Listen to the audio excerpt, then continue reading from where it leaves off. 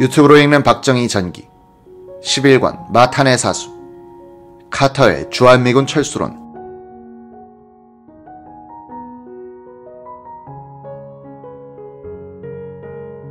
(1975년 5월 21일) 오전 10시 30분부터 2시간 동안 김영삼 신민당 총재와 박 대통령의 회담이 있었다.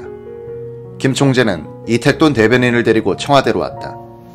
박, 김 회담에는 아무도 배석하지 않았다. 두 사람은 요담이 끝난 뒤 청와대 관계자들이 참석한 가운데 점심을 함께했다. 김정년 비서실장에 따르면 두 사람은 표정이 아주 밝았으며 화제도 발랄했다고 한다. 식사 후 박 대통령은 김 실장과 수석 비서관들에게 회담 내용을 다음과 같이 설명했다.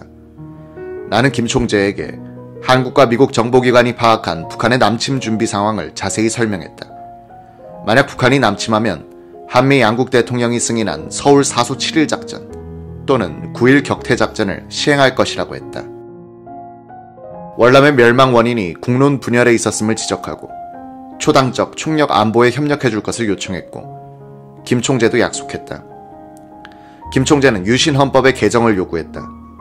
나는 이미 국민투표에 의해 투표자의 73%가 유신 헌법 존속을 지지했음을 상기시켰다. 김 총재는 계속하여 유신 헌법 개정을 주장하기에 나는 북한으로부터 남침 위협이 현저히 줄어들면 헌법도 개정할 수 있다고 말하고 영수회담을 마쳤다. 김영삼 당시 총재가 나중에 필자 등에게 설명한 회담 내용은 약간 다르다. 박 대통령은 커피를 내어왔다. 창밖을 보니 새가 한 마리 날아와 있었다. 나는 작년에 유교사가 당한 사고에 대해 조의를 표했다. 박정희는 창밖의 새를 가리키면서 김 총재, 내 신세가 저 새 같습니다 라고 말했다. 그는 앞주머니에서 손수건을 꺼내 눈물을 닦았다. 인간적으로 참 안 됐다는 생각을 했다. 박 대통령은 아시아 지도를 꺼내놓고 한반도와 그 주변 정세를 내게 들려주었다. 설명이 끝나자 나는 유신 헌법 개정을 요구했다. 대화가 길어졌다. 내가 거듭 민주주의 하자고 요구하니 박정희는 김 총재 하고 불러놓고는 한동안 말을 끊었다. 김 총재, 나 욕심 없습니다. 집사람은 공산당한테 총 맞아 죽고 이런 절간 같은 데서 오래 살 생각 없습니다. 민주주의 하겠습니다. 그러니 조금만 시간을 주십시오. 박정희가 눈물을 보이지 않았더라면 나는 그럼 언제 할 거냐 라고 따지고 들었을 것이다. 그의 눈물 때문에 그를 몰아세우던 내 마음도 다소 풀렸다. 꼭 민주주의 하겠다는 그의 말은 이번 임기를 마지막으로 물러나겠다는 뜻으로 들렸다. 박정희는 뒤이어 김 총재, 이 이야기는 절대 우리 둘만의 비밀로 합시다 하며 말을 꺼냈다. 조선 사람들은 문제가 있어요. 내가 정권을 내놓는다고 미리 알려지면 금방 이상한 일들이 생겨날 겁니다. 대통령으로 일하는데 여러 가지 문제가 생깁니다. 나는 김대중 씨 문제를 제기했다. 박정희는 김대중이 해외에서 비겁하게 반환운동을 벌였다고 격렬하게 비난했다. 나는 김대중이 납치되어 왔으므로 원상 회복시켜주어야 한다고 주장했다. 동아일보에 대한 광고 탄압 문제도 심각하게 제기했다. 회담이 있기 며칠 전 김상만 동아일보 회장이 나를 만나자고 하더니 박 대통령에게 광고 탄압관을 이야기해달라고 부탁했다.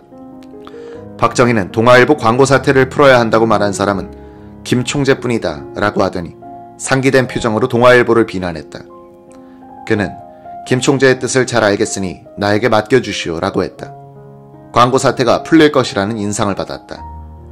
김영삼 총재는 그날 신민당으로 돌아와서는 당직자들에게 회담 내용에 대해 자세한 설명을 해주지 않아 오해를 많이 샀다. 김 총재는 회담 뒤 상당히 고무된 표정이었다고 한다. 그는 친밀한 언론인을 만나자 이제 김대중이는 끝났어라고 좋아하더라고 한다. 그는 박 대통령이 1978년에 임기를 끝내기 전에 유신 헌법을 개정할 것이며 다음 대통령 직선에서는 김대중 씨가 출마하지 못할 것이라고 생각했을 가능성이 있다. 박 대통령이 김대중 씨를 격렬하게 비난하는 이야기를 듣고 그런 오판을 했을지도 모른다. 어쨌든 이 영수회담 이후 신민당은 유신체제에 대한 도전을 포기한 듯했다. 긴급조치 9호로 해서 일체의 개헌운동이 불법화됐기 때문이기도 했다. 김영삼 씨는 회고록에서 속았다고 고백했다. 김영삼 총재가 박 대통령으로부터 돈을 받았다는 설에 대해서 당시 정치자금을 관리하던 김정년 비서실장은 절대로 그런 일이 없었다고 강조했다. 박 대통령은 긴급조치 9호 선포에 이은 김영삼 총재와의 회담을 통해서 야당을 온순하게 만들어 놓는 데 성공했다. 그 다음해에는 박 대통령과 인간적으로나 이념적으로 가까웠던 이철승 씨가 신민당 당수로 선출됐다. 박 정권은 야당과는 일종의 밀월기에 들어갔다. 1975년 5월부터 김 총재가 재등장하는 1979년 5월까지의 4년간 박 대통령은 국내의 민주화 운동에 신경 쓰지 않고 오로지 경제 개발에 집중할 수 있었다. 이 기간 박 대통령이 고심한 것은 한미 관계의 악화였다. 한국의 핵무기 개발 시도, 미국에서 주한미군 철수론의 대두, 카터의 철군 추진에 이어 박동선의 대미로비 내박이 미국 언론에 의하여 폭로되어 코리아 게이트 사건으로 확대됐다. 미국으로 달아난 김영욱 전 정보부장이 미 의회 증언대에 서서 박 대통령과 관계된 민감한 사안에 대해서 폭로하고 워싱턴 정가에서 반박 여론이 드세졌다.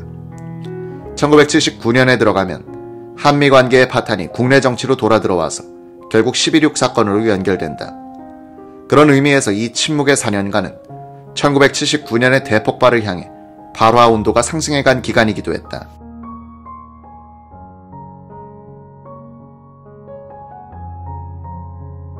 이 4년간 한국은 중동 건설 시장에 진출하고 중화학공업 건설과 새마을운동에 성공하여 1960년대의 경량급 국가에서 중량급 국가로 업그레이드됐다. 이 기간에 박 대통령이 정력적으로 밀고 나간 자주 국방력 강화 정책도 결실을 보기 시작하여 연간 국방기비 지출 면에서 한국은 1976년부터 북한을 앞서기 시작한다. 1977년부터는 의료보험이 직장에서부터 도입됐다. 박 대통령이 유신을 선포하면서 노렸던 국력의 조직화와 능률의 극대화에 의한 부국 강병이란 목표는 달성했으나 권력구조의 심층부에서는 자기 파괴의 씨앗이 자라고 있었다. 야당이 정권 도전 세력으로서는 무력화되고 여당은 거수기 역할로 전락했다. 정치로부터 오는 낭비 요인은 거의 사라졌으나 박 대통령의 통치 이념인 한국식 민주주의를 신념화하여 대중 속에 뿌리내릴 수 있는 이념적 보수 정당은 만들어지지 못했다. 공화당과 유정회는 지식인층과 국민 속으로 들어가지 못하고 대통령과 정보부의 명령만 수행하는 권력 기생조직이 되어버렸다. 박 대통령은 야당을 무력화시킴으로써 결국은 여당도 약화시켰다. 유신의 심장이던 박 대통령이 죽자 자생력이 결여됐던 권력 기생적 체질의 공화당과 유정회는 정규 육사 출신 장교단에게 권력을 넘겨주었다. 박 대통령이 전두환 노태우로 대표되는 정규 육사, 하나회 출신 장교들을 총회하여 이들을 군내의 엘리트 집단으로 키운 것이 결국은 11.6 이후 권력 공백기 때 이들이 진공 상태를 메우게 했던 것이다. 결과적으로 박 대통령은 정규 육사 출신 장교단을 자신의 정치적 후계자로 예비한 셈이었다. 특히 그가 1979년 초에 정규 육사 출신의 대표인 전두환 소장을 비상시국군의 신경만을 장악할 수 있는 국군 보안사령관으로 임명한 것은 결정적 선택이었다. 1975년 3월 4일 헨리 키신저 미 국무장관은 망해가는 월남 대책에 바쁜 가운데서도 서울, 캐나다, 프랑스, 일본, 오스트리아 주재 미국 대사 앞으로 전문을 보내 한국 정부의 비밀 핵무기 개발 계획을 반드시 막아야 한다고 지시한다. 이 훈령은 구체적으로 이런 정책들을 제시했다. 하나, 미국은 국제적 공급 국가들과의 공조 속에서 한국이 민감한 기술과 장비에 접근하는 것을 막아야 한다. 한국에 대한 원자로 판매의 완전한 국제원자력기구 IAEA의 안전규칙을 적용하는 것은 물론 한국이 자체적 핵무기 개발에 이용할 가능성이 있다고 판단되는 민감한 기술과 장비들의 판매를 제한해야 한다. 우리는 한국이 캔두형 원자로를 획득하는 것이 재처리 기술의 확대로 이어지지 않을까 하는 점에 특히 관심을 갖고 있다. 둘, 한국으로 하여금 핵 확산 금지 조약 NPT에 가입하도록 압력을 가해야 한다. 캐나다는 이미 그렇게 하고 있다. 셋, 한국의 핵시설에 대한 우리의 첩보 및 감시 능력을 높이고 관련 분야에서 한국의 기술적 상태에 대한 정보를 확대해야 한다. 우리는 핵에너지 관련 기관들에 대한 정기적 방문 조사를 더 자주 할 계획이며 훈련된 기술자들로 하여금 사찰 횟수를 늘리도록 할 생각이다. 주한미국 대사관도 1975년 3월 12일 국무부에 보낸 다음의 전문에서 한국이 핵무기 개발을 하는 데는 10년이 채 걸리지 않을 것이라고 분석했다. 우리는 한국이 핵무기를 개발하는 데 필요한 시간은 10년이 훨씬 안 될 것으로 판단한다. 우리가 확보한 여러 정보들에 따르면 한국의 지도부는 핵무기 개발에 높은 우선순위를 두고 있으며 1980년대 초에 그 결과가 나타나기를 기대하고 있다. 한국인의 저돌적 추진력과 그들이 이미 확보하고 있는 높은 기술 수준, 그리고 외국의 전문 인력을 불러들일 수 있다는 사실과 상부로부터의 강한 동료 등을 감안할 때 그것은 결코 불가능한 일이 아니다. 우리는 또한 제3국으로부터 핵무기 관련 장비와 기술을 도입할 수 있는 한국의 구매력에 대해서도 과소평가해서는 안 된다. 핵무기 개발에 따른 정치적, 경제적 부담이 한국의 움직임을 저지할 것이라는 견해에 대해서 우리는 의구심을 품고 있다. 한국이 제3국으로부터 구입을 선택할 경우 한국에 대한 우리의 통제력은 크게 약화될 것이다. 이 분야에 관한 한 한국은 아주 위험한 목적을 가진 끈질기고 거친 고객이다. 우리가 조기에 단호하게 행동하는 것만이 최상의 성공 기회를 가져다 줄 것이라고 믿는다. 핵무기 개발을 둘러싸고 벌어지던 한미 간의 긴장 관계 속에서 중요한 역할을 한 인물이 스나이더 주한 미국 대사였다. 그는 박 대통령과 직접 면담하여 미국의 우려를 전달하는 위치에 있었고, 본부에 대해서 한국의 의도를 적극 개진하고 자신의 대안을 설명했음이 최근 공개된 미국의 외교 문서에서 나타난다. 다음 전문에서 주목되는 것은 미사일과 핵무기 등을 개발해야겠다는 박 대통령의 의지가 미국의 안보 공약에 대한 불신에서 출발하고 있다는 스나이더 대사의 지적이다. 바로 하루 전 사이공으로 월맹군이 진주하여 베트남전이 공산진영의 승리로 끝나 서울이 위기감에 휩싸여 있을 때인 1975년 5월 1일, 스나이더 주한 미국 대사는 키신저 국무장관에게 이런 보고서를 올렸다.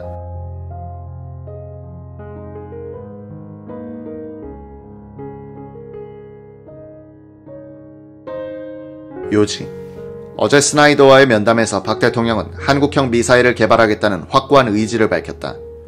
박 대통령은 미국 정부가 한국과 로키드사의 계약을 승인해주지 않은 문제를 거론했다. 이에 대해 나는 미국 정부가 그동안 한국의 미사일 개발과 관련된 여러 차례의 지원 요청을 받았으나 이는 미국 정부가 일본이나 서유럽 국가들과 같은 선진국에도 개방을 통제하는 첨단 기술의 수출 문제이며 미국은 이 분야에서 강력한 독점적 경쟁력을 유지하기를 바라고 있다는 점을 지적했다. 한국의 요청에 대해서는 우리가 한미 양국 간 상호 협력의 기반이 되는 한국의 장기적 계획을 제대로 파악하지 못한 실정이며 분명히 알려준다면 개별 항목들에 대해서는 수출 허가가 이루어질 수도 있을 것이라고 말했다. 박 대통령은 향후 수년간의 계획에 대해 설명해주겠다고 하면서 국방과학연구소장을 나와 접촉토록 조치하겠다고 말했다. 그는 미군이 한국에 주둔하는 향후 5년 이내에 단거리 미사일을 개발하도록 지시해놓고 있다고 밝혔다. 만약 미국이 도와줄 태세가 되어 있지 않다면 한국으로서는 제3국으로부터라도 지원을 받아야 할 형편이라고 덧붙였다. 박 대통령은 그로 인한 한국의 재정적 부담을 인정하면서도 우리는 비오는 날에 대비해야 한다고 말했다. 미국이 주한미군의 철수 계획을 한국 정부에 정식으로 통보할 때까지 미사일 개발을 늦춘다면 그것은 너무 늦기 때문에 한국으로서는 유비무환의 자세를 취할 수밖에 없다고 그는 말했다.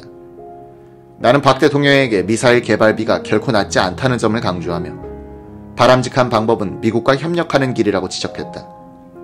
박 대통령은 결론적으로 한국 정부는 군수품 조달에서 자립을 목표로 하기로 결심했다며 특히 미군이 철수할 경우에 대비하여 미사일 개발을 중시하고 있으니 미국이 이 분야에서 가능한 모든 지원을 제공해주기를 기대한다고 강조했다.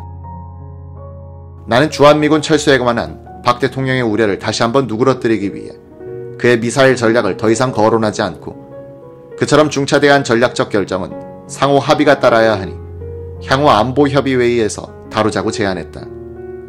박 대통령은 한국의 국방장관으로 하여금 내가 워싱턴에 신속히 보고할 수 있도록 이 문제에 대해 좀 더 상세히 브리핑하도록 지시하겠다고 말했다.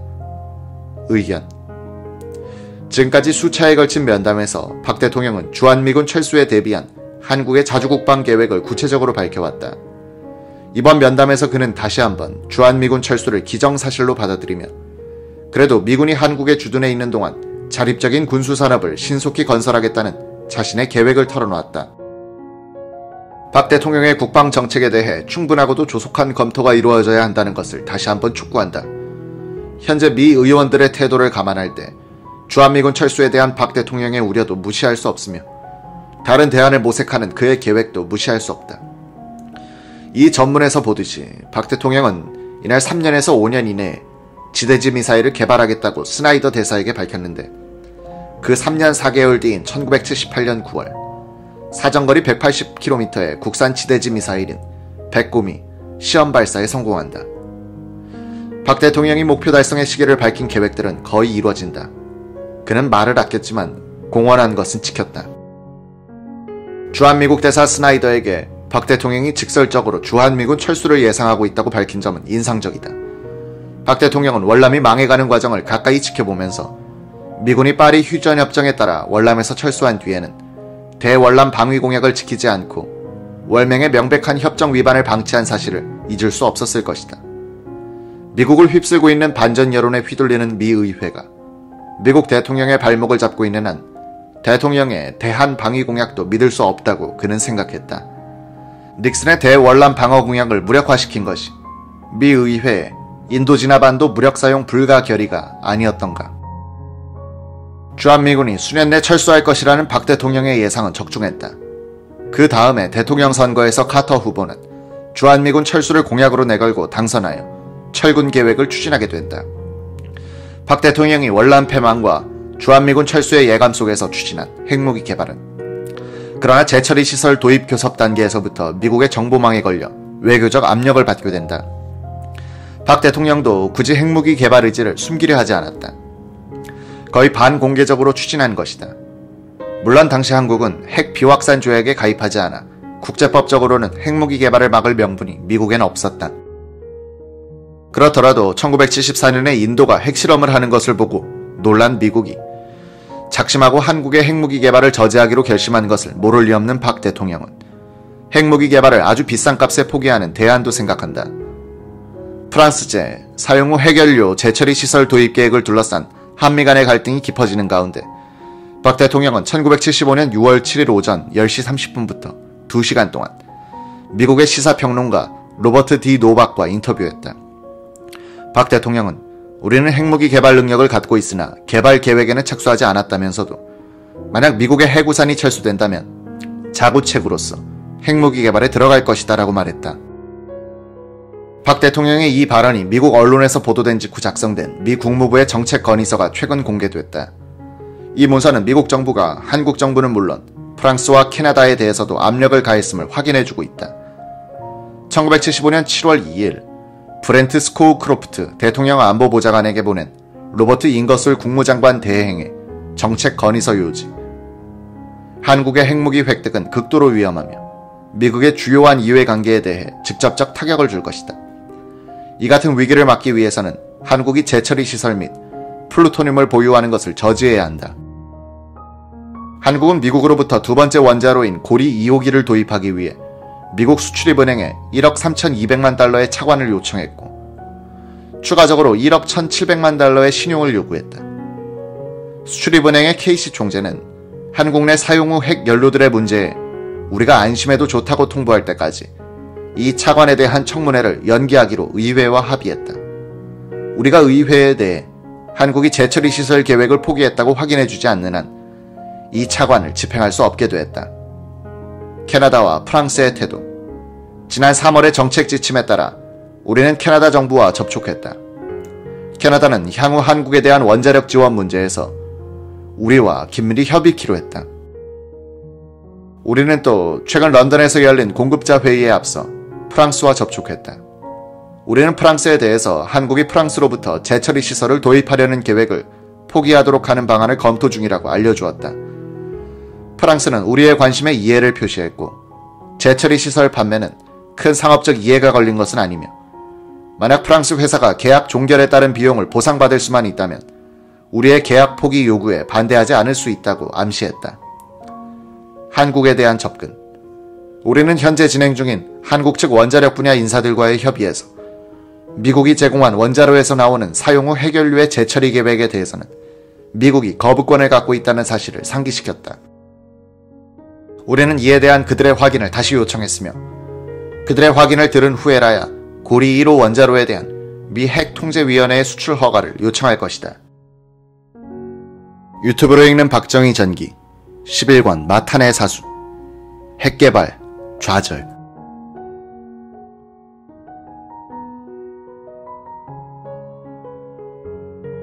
위의 문서는 미국이 국가적인 의지를 실어 한국에 대해서 핵포기 압력을 넣기 시작했다는 증거다. 우선 고리 2호 원자로 건설 계획과 관련하여 한국 측이 신청한 약 2억 5천만 달러의 미국 차관 및 신용 대출을 약점으로 잡아 묶어두기로 한 것이다. 미국은 이와 함께 프랑스와 캐나다에 압력을 넣어 핵무기 개발에 이용될 것이 뻔한 재처리 시설과 연구용 원자로 판매를 중지하도록 설득하기 시작했다. 미국 측은 또 한미 원자로 협정에 의거하여 한국에서 미국 회사가 지은 원자로에서 나오는 사용 후 핵 연료를 재처리할 경우의 모든 계획에 대해서는 미국이 최종 결정권을 갖고 있음을 상기시키기도 했다. 이런 법적 권한에 대해서 한국 측의 확인을 받고 나서야 당시 건설 중이던 고리 원자력 1호기에 대한 미국 측의 사용 승인이 떨어질 것이라고 협박했다. 미국은 2중, 3중으로 한국을 압박하기 시작한 것이다. 스나이더 주한 미국 대사는 박 대통령에게 직접 압력을 넣으면 오기가 센 대통령의 반발을 부를 것이라고 판단하여 아래로부터 개통을 밟아 올바가기 시작했다. 그는 먼저 원자력 기술 관련 업무를 관장하는 곽이처 장관, 외무장관을 만나고 김정념 실장에게 미국의 입장을 전달했다. 청와대의 관례에 따라 스나이더 대사를 주로 상대한 사람은 김정념 실장이었다.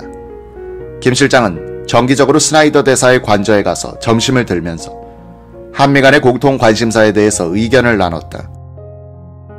스나이더 대사는 핵개발 포기를 위한 설득의 창구로 김정념 실장을 활용했다. 김 실장은 스나이더 대사로부터 핵폭탄이라는 말이 나온 적이 한 번도 없다고 했다. 스나이더 대사는 다만 프랑스로부터 사용 후 핵연료 재처리 시설을 도입하는 것을 취소해달라는 요구만 했다고 한다. 재처리 시설이 없으면 아무리 원자력 발전소가 많아도 핵폭탄의 원료가 되는 플루토늄을 뽑아낼 수 없다. 그래서 스나이더 대사는 핵개발이라는 직설적 단어를 사용하지 않고 재처리 시설 포기만 요구했던 것이다. 스나이더 대사의 핵개발 포기 설득 작전을 지원하러 나선 것은 포드 대통령의 신임이 두터운 제임스 슐레진저 국방장관이었다. 그는 1975년 8월 26일, 27일 양일간 서울에서 열린 한미 연례안보협의회에 참석했다. 미 국방장관이 이 회의에 참석한 것은 1971년 이후 처음이었다. 슐레진저 장관은 8월 27일 서종철 국방장관과 함께 가진 공동기자회견에서 중요한 언급을 했다. 주한미군의 지상군이 막강하므로 핵무기를 쓸 기회가 없겠지만 핵무기를 최후 수단으로 보유하고 있는 것은 사실이다. 이는 박 대통령이 걱정하는 미국의 해구산이 건재함을 밝히고 핵무기 개발을 포기하도록 설득하기 위한 언명이었다. 8월 27일 오전 11시부터 오후 2시 42분까지 거의 4시간 동안 슐레진저 장관은 청와대에서 박 대통령을 만났다. 박 대통령은 처음 1시간 20분 동안은 소접견실에서 슐레진저 장관, 스나이더 대사, 브라운 미 합참의장, 스틸웰, 주한 유엔군 사령관, 위컴 군사보좌관, 서종철 국방부 장관, 노재현 합참의장, 김정념 비서실장, 최광수 의전수석과 환담했다. 이들은 점심을 함께했다. 그 직후 슐레진저 장관과 스나이더 대사는 박 대통령과 40분간 만나 심각한 이야기를 나눴다. 슐레진저는 박 대통령과 일종의 선문답을 했다고 한다. 박 대통령은 비밀 핵개발 계획을 인정하지 않았고 슐레진저는 한국의 핵개발 계획을 알고 있다는 이야기는 한마디도 하지 않았다. 슐레진저는 그러나 박 대통령이 내가 알고 있다는 사실을 눈치챈 듯 했다 라고 나중에 수뢰했다. 슐레진저가 이 자리에서 분명히 한 것은 한국이 핵무기 개발을 강행할 경우 한미 관계가 와해될 수 있다는 암시였다. 이에 가을과 겨울에 걸쳐서 워싱턴에서는 필립 하비브 동아시아 태평양 담당 국무차관보가 한병준 주미 한국 대사를 통해서 압력을 넣었다. 하비브는 스나이더의 전임 한국 대사였다. 하비브는 프랑스로부터 재처리 시설을 도입하려는 계획을 취소해 줄 것을 요구했다.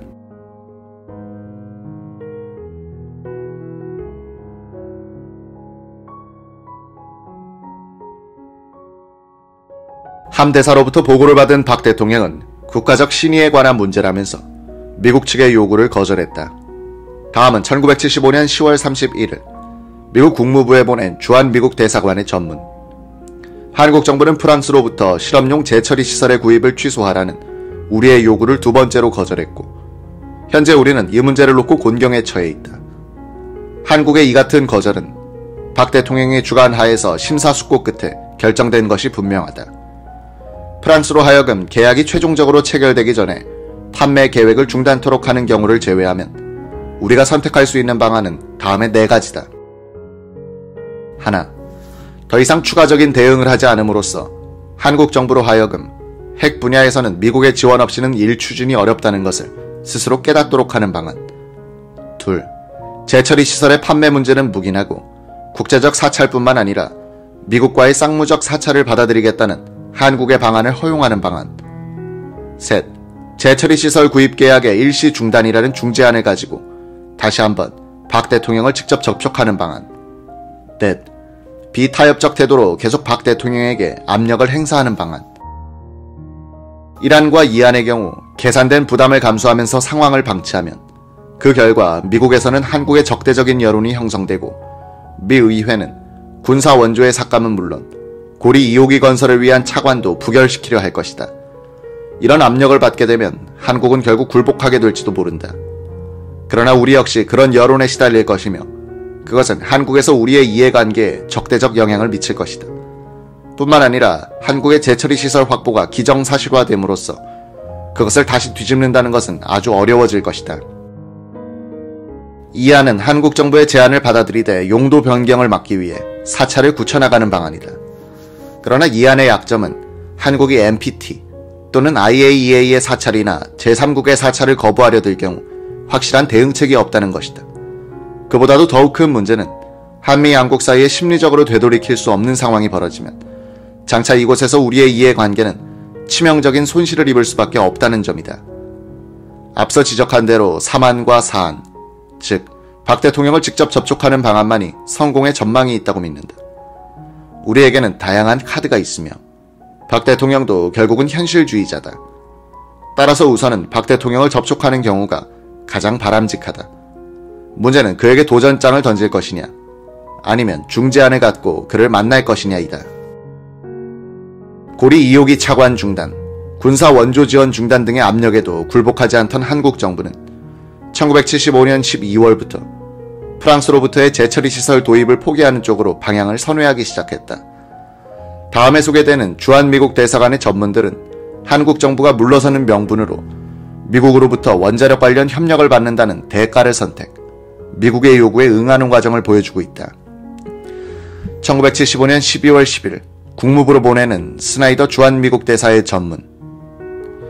워싱턴에 있는 한병춘 주미 한국 대사를 가급적 빨리 우리 측의 고위급 인사가 만나 우리의 관심사항을 전달해주기 바란다. 그 만남의 내용이 박 대통령에게 충분히 전달된 후 나는 다음 주에 박 대통령을 만날 것이다. 나는 김종필 국무총리를 만난 자리에서 한국이 만약 프랑스로부터 재처리 시설 도입을 강행할 경우 한미 관계에 미칠 엄청난 악영향에 대해 언급했다. 따라서 함대사와의 면담에서도 우리는 그것이 단지 원자력 분야에서만의 협력만이 아니라 미 의회의 한국에 대한 안보 지원에 대해서도 부정적 행동을 미칠 가능성이 있다는 점을 분명히 밝혀야 한다. 우리는 부정적 측면뿐만 아니라 궁극적인 방향과 목표도 함께 제시함으로써 한미 양국의 관계를 유지, 강화시키기 위해 협력하도록 요구해야 할 것이다. 같은 날 국무부로 보내는 주한 미국 대사의 또 하나의 전문. 10월 10일 남덕우 부총리는 12월 9일 이 문제와 관련하여 총리 주재의 고위대책회의가 있었으나 자신은 국회 출석 관계로 이 회의에 참석하지 못했다고 말했다.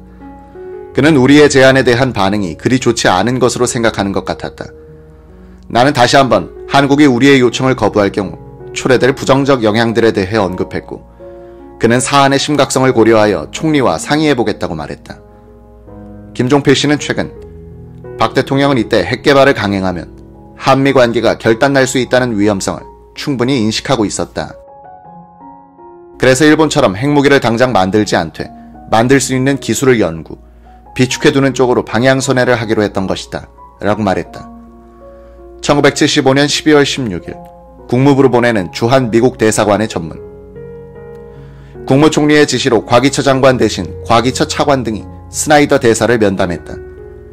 이들은 만약 한국이 프랑스로부터 재처리 시설 도입을 포기할 경우 미국이 원자력 분야에서 구체적으로 어떠한 협력을 제공할 용의가 있는가를 문의했다. 그들의 질문은 다음과 같다. 스나이더 대사가 한국의 이런 질문에 대한 미국의 구체적 답변이 있을 때까지 한국은 프랑스로부터의 재처리 시설 도입 문제에 대해 결정을 미룰 것이냐고 묻자 곽이처 차관은 한국은 공식적으로 재처리 시설을 포기하겠다고 약속한 적이 없다고 답변했다. 대화 과정에서 한국의 곽이처 차관은 미국의 기술적 지원이 아주 바람직한 것은 사실이지만 한국은 더 이상 과거와 같이 기술적 지원을 미국에만 의존할 수 없다며 한국 정부가 앞으로는 그 기술 제공자를 다원화할 필요가 있다고 언급했다. 그는 우리가 제시할 수 있는 구체적인 지원 내용을 파악하라는 지시를 받고 있는 것 같았다.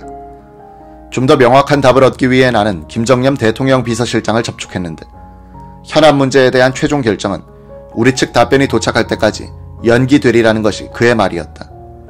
그는 또한 우리를 접촉한 사람들의 보고를 받았다며 박 대통령도 이 사안의 정치적 중요성을 충분히 인지하고 있다고 말했다. 그는 우리의 답변이 도착하면 박 대통령의 주관하에 문제를 다시 한번 심사숙고하게 될 것이라며 그때까지는 내가 박 대통령을 직접 만나는 것을 연기해달라고 요청했다. 어쩌면 이것은 우리를 함정에 빠뜨리기 위한 책략일지도 모른다. 그러나 우리에게도 작은 희망의 빛이 생긴 것도 사실이다. 나는 물론 이 문제를 놓고 김동조 외무장관과도 접촉해왔다. 그는 이 문제의 정치적 중요성을 아주 잘 인지하고 있다. 프랑스로부터의 재처리 시설 도입 계획이 취소되는 쪽으로 대세가 굳혀짐에 따라 주한 미국 대사관은 비교적 여유 있는 태도를 보이게 됐다. 1976년 1월 우리 정부는 프랑스의 SGN사와 맺었던 재처리 시설 건설 계약의 파기를 프랑스에 요청했으며 프랑스도 이를 받아들여 핵개발 계획은 외형상 좌절하게 된다. 1976년 1월 5일 국무부로 보낸 주한 미국 대사의 전문 요지. 한국의 프랑스 재처리 시설 도입을 취소시킴으로써 핵 확산을 막고자 하는 미국 정부의 목표는 박 대통령과의 정면 대립을 불사하거나 또는 그의 체면과 위신을 손상시키지 않고서도 달성될 수 있다. 따라서 나는 본부의 훈령을 다음과 같이 수정해 줄 것을 제안한다. A. 미국 정부는 한국이 프랑스와 맺은 계약에서 재처리 시설 도입을 재검토키로 한 결정을 높이 평가하며 환영한다. B. 우리는 한국이 미국의 깊은 우려감을 인식하고 이 문제가 향후 한미관계 전반에 갖고 있는 중대한 의미를 인식하고 있음을 높이 평가한다. C. 미국의 희망은 바로 이 시점에서 재처리 시설 계약의 완전한 취소다. D. 이 계약이 완전히 취소되지 않을 경우 미 의회와 미국인들의 의혹은 더욱더 증폭될 것이다. 따라서 미국 정부는 고리 2호기의 처간 문제에 대해 의회의 승인을 받으려 노력하지 않을 것이다. 그럼에도 불구하고 한국 정부가 우리의 합의 도출 능력을 신뢰한다면 미국은 상호 협력의 범위에 대해 조속히 합의한다는 목표 아래 원자력의 평화적 이용 분야에서의 협력에 관한 협의를 진행시킬 태세가 되어 있다. F. 따라서 우리는 한국과 원자력의 평화적 이용 분야에서 한미양국의 상호 협력 문제를 협의하기 위해 가급적 빠른 시일 안에 미국의 대표단을 파견할 태세가 되어 있다. 또한 원자력의 평화적 이용 분야에서 한국, 프랑스, 캐나다 사이의 협력을 방해하지 않을 것이다. 워싱턴 포스트 기자 출신인 돈 오버도퍼는 두 개의 한국이란 책에서 이 에피소드는 미국이 마음만 먹으면 남한 정부가 아무리 완강한 의지력으로 추진하는 일이라도 능히 저지할 수 있음을 보여주었다고 평했다. 사태가 일단락된 후 스나이더 대사는 브렌트 스코우크로프트 안보보좌관에게 보낸 전문에서 가장 걱정스러운 것은 한국이 핵무기와 미사일을 개발하여 독자적인 생존을 추구하고 자주성을 회복하고자 하는 박 대통령의 열망과 의지라고 지적했다. 박 대통령이 이런 모험을 하게 된 데는 미국 측의 태도에도 문제가 있다고 했다. 스나이더 대사는 1975년 6월 미국 정부에 대해서 한미 관계를 전면적으로 재검토하여 새로운 관계 정립을 할 필요가 있다는 12페이지 보고서를 제출한 바 있었다. 이 보고서에서 그는 미국의 불확실한 태도 때문에 박 대통령은 언젠가 닥쳐올 주한미군 철수에 대비하고 있고 그 대책으로서 남한 내에서 반대자 탄압과 핵무기 개발을 추진하고 있다고 분석했었다. 유병헌 당시 합참본부장은 박 대통령은 핵무기 개발을 중지하라는 지시를 내릴 때 깔끔하게 했다. 관련 서류나 시설을 숨겨놓고 비밀 개발을 계속하라는 식의 지저분한 지시가 아닌 깨끗한 단념이라는 느낌을 받았다고 했다. 물론 그 뒤 박 대통령은 원자력 발전의 기술 사이클을 완성한다는 목표를 세우고 핵무기 개발에도 쓸 수 있는 관련 기술을 개발하고 미사일 발사에도 성공하지만 핵폭탄을 직접 제조한다든지 플루토늄을 밀수입하는 식의 시도는 해본 적이 없다. 미국 측도 플루토늄 재처리 시설이 없다면 핵무기는 만들 수 없다는 것을 잘 알고 있었으므로 핵개발 문제는 이로써 종결된 것으로 이해하게 됐다. 미국의 경제학자 리처드 M. 스티어즈가 쓴 정주영 현대그룹 창업자의 전기 메이드 인 코리아에는 이런 대목이 있다. 기업인들에게 박정희 정권은 경제 개발에 대해서 실현성이 있는 계획을 명확히 제시했다. 규칙과 원칙은 투명했고 기업은 합리성과 자신감을 갖고 투자할 수 있었다. 박 정권의 권위주의적인 스타일에도 불구하고 정부는 대체로 부정부패하지 않았다. 박 대통령이 자신이 아니라 나라를 부강하게 만드는데 헌신하고 있다는 것을 알 수 있었기 때문에 기업인은 그를 신뢰했다. 그들은 동시에 박 대통령을 겁냈다. 기업에 대한 박 대통령의 요구 조건은 오직 하나였다. 무조건 납기를 맞추라는 것이었다. 이에 실패하면 박 대통령의 눈밖에 나고 정부 차관이나 공사를 얻을 수 없게 된다. 스티어즈는 경부고속도로를 닦을 때 박 대통령을 보좌했던 한 기술자의 이야기를 이렇게 소개했다. 박 대통령은 매우 까다로운 사람이다. 나는 그가 오케스트라의 지휘자였다고 생각한다. 그의 지휘봉은 타고 다니던 헬리콥터였다.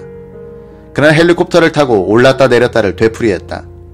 어느 날은 지질학자들을 태우고 현장에 와서 왜 터널 공사를 하는데 산사태가 났는가를 묻고 다음날엔 유엔의 수리학자들을 데리고 나타나서 왜 우리 기술진이 수량 자료를 잘못 계산했는지 따졌다.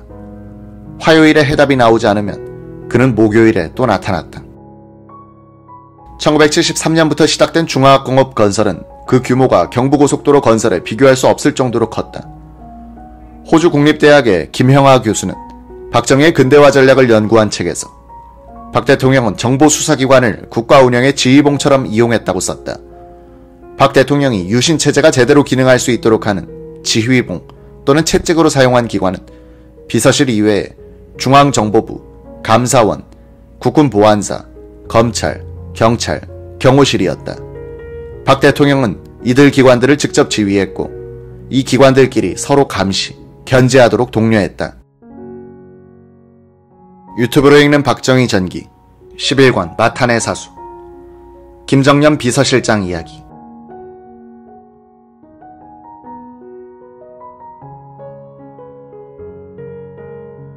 박 대통령을 가장 오래 모신 김정년 비서실장은 나 중앙정보부장 경호실장은 비서실의 사전 허가 없이 언제든지 대통령에게 보고할 수 있었으나 나의 재임 중에는 경호실장의 보고는 극히 드물었다.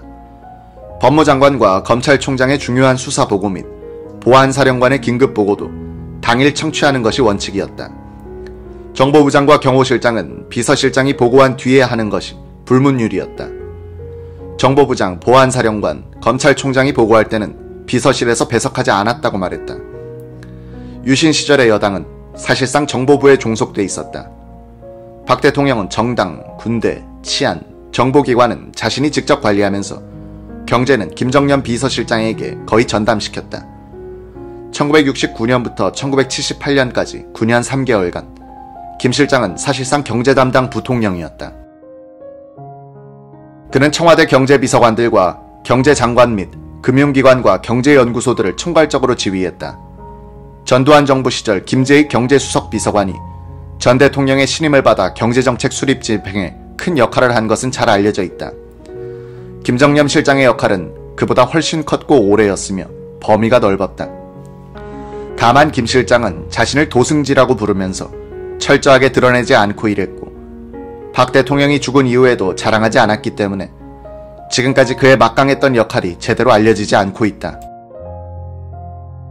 김 실장은 특히 정부 고위직 인사에 대해서 대통령 다음으로 큰 영향력을 행사했다. 개각 때 박 대통령은 국방, 법무, 내무장관, 무임소 장관을 제외한 전 부처의 장관에 대해서는 김 실장에게 후보자를 복수로 건의할 것을 지시하곤 했다. 김 실장이 명단을 올리면 박 대통령은 이를 기초로 하여 총리와 상의에 들어갔다. 총리의 건의로 명단에 없는 사람이 임명되기도 했지만 거의 명단에 오른 사람들 중에서 임명됐다고 한다. 공화당과 유정회 이장에게는 사전 통보를 하는 정도였다. 박 대통령은 차관 인선은 대체로 장관에게 맡겼으나 국세청장, 관세청장, 철도청장, 항만청장을 직접 지명했다. 군 인사의 경우에는 장성급 이상에 한하여 국방장관이 각군 참모총장을 데리고 와서 박 대통령에게 보고해서 재가를 받았다. 이 자리엔 비서실장도 배석하지 않았다. 법무부와 검찰 고위 간부에 대한 인사도 법무부 장관이 검찰총장과 함께 대통령에게 보고하여 재가를 받았다. 김정념 실장은 한국은행 조사부 출신이었다. 금융계를 잘 아는 그는 자연히 은행권 인사에 절대적인 영향력을 행사했다. 그는 재무장관이 금융기관의 인사에 대해서 박 대통령에게 품신할 때는 꼭 한국은행 총재의 의견을 묻도록 부탁했다고 한다. 큰 금융사고나 부실기업이 발생했을 때 박 대통령은 최종 수습책으로서 후임자를 결정하는데 이때 김 실장의 의견을 반드시 물었다. 김 실장은 내가 잘 알고 있는 금융인은 한국은행에서 같이 근무한 선배나 동료들 뿐이었기 때문에 그들 중에서 천거했고 그대로 결정이 났다고 말했다. 외유 내강한 김정념 비서실장은 박 대통령에게 지시를 받을 때는 항상 부동 자세를 취했다고 한다. 아주 부드러운 인상을 가진 그는 공적인 일에 대해서는 차가울 정도로 냉정하고 엄격했다. 김 실장은 점심은 항상 청와대 식당에서 들었다. 박 대통령의 취향 때문에 청와대의 점심은 국수일 경우가 많았다. 그는 청와대 참모들을 군대식으로 지휘했다. 김 실장은 유신의 통치 철학을 청와대 비서실의 운영에서부터 실천했다.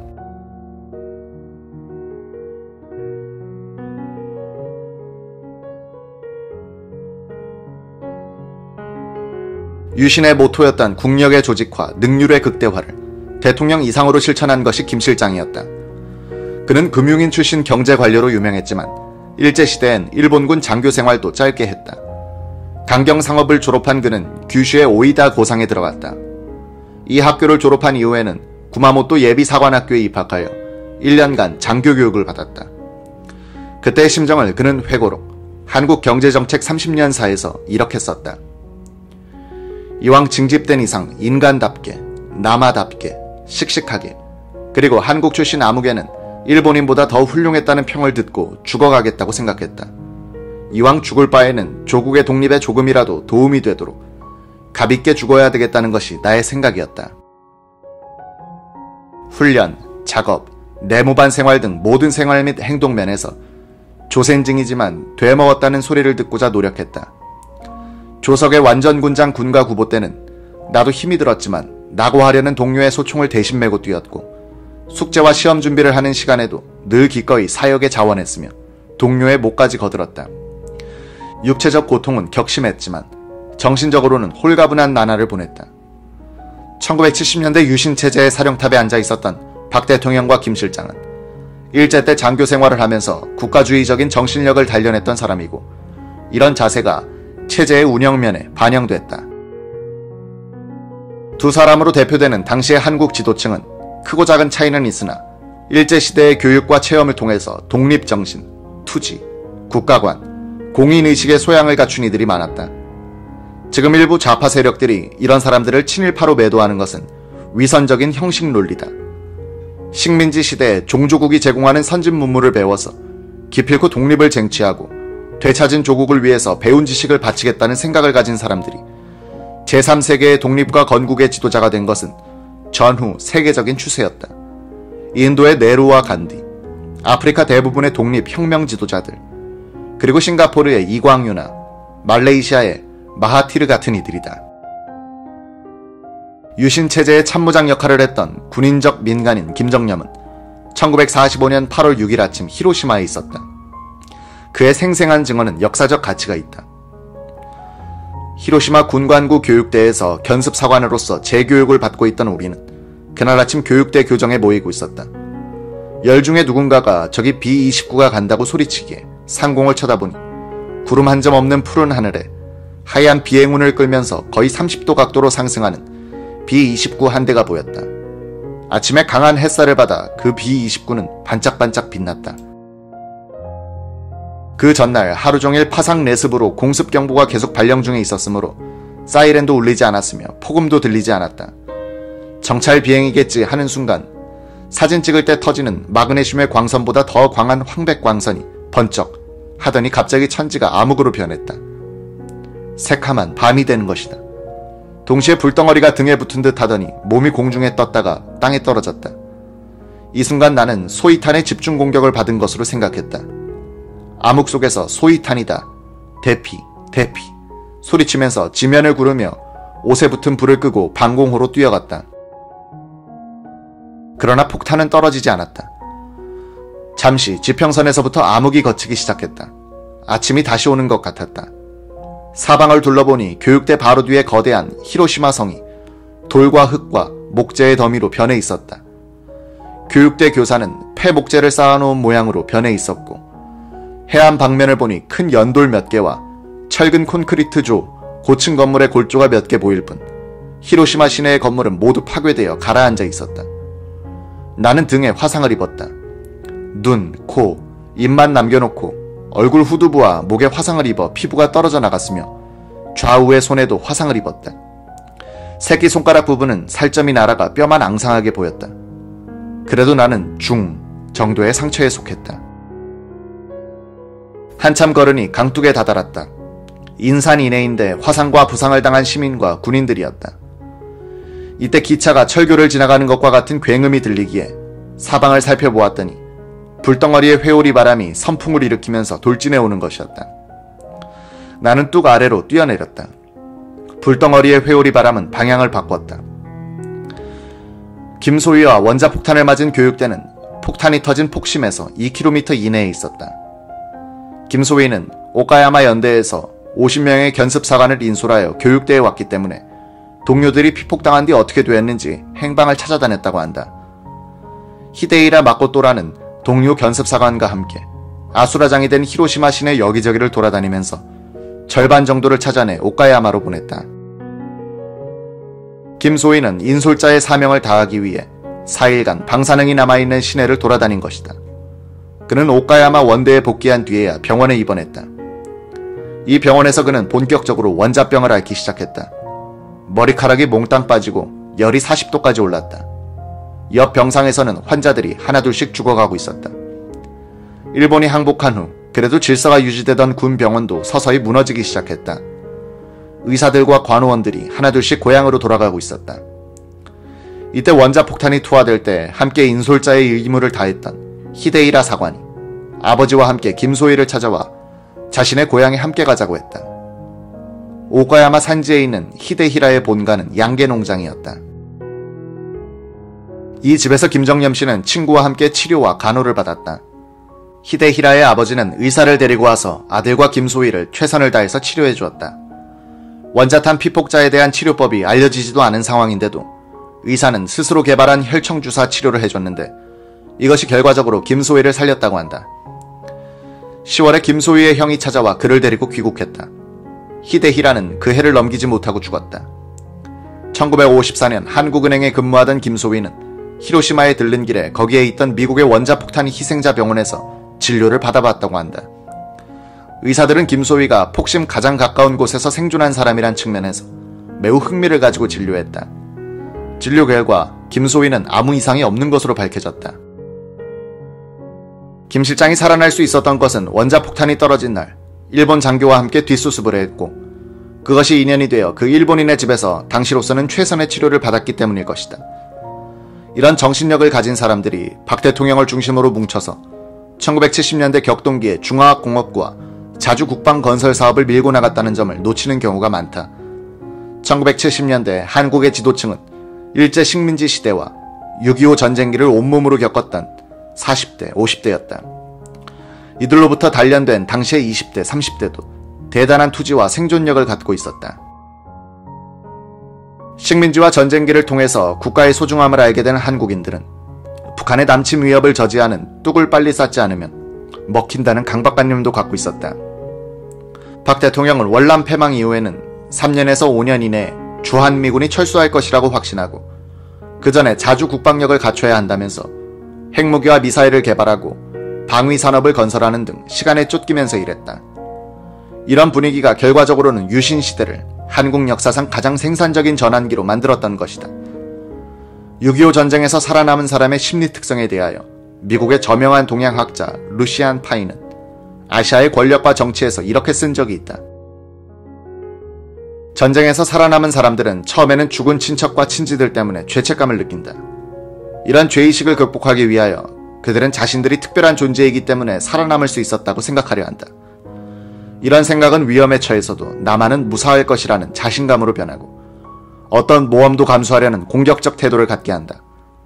한국의 공무원들과 민간인들 모두는 항상 자신들은 예외적으로 운이 좋을 것이라고 생각하면서 위대한 과업을 수행하도록 운명 지어진 인간이라는 확신을 갖고 있다. 전쟁 체험 그들에게 어려운 과업은 어떻게 조직적으로 대처하면 극복할 수 있는가 하는 방법을 가르쳐 주었다. 한국 사회 전체가 의무, 희생, 책임감에 기초한 군사문화의 효율성에 길들여진 가운데 한국인들은 살아남은 인간답게 무엇이든지 과감하게 생각하고 거창한 일을 해낼 수 있는 능력의 소유자라는 생각을 하도록 고무되었다. 유튜브로 읽는 박정희 전기 11권 마탄의 사수 늘 사색하는 초인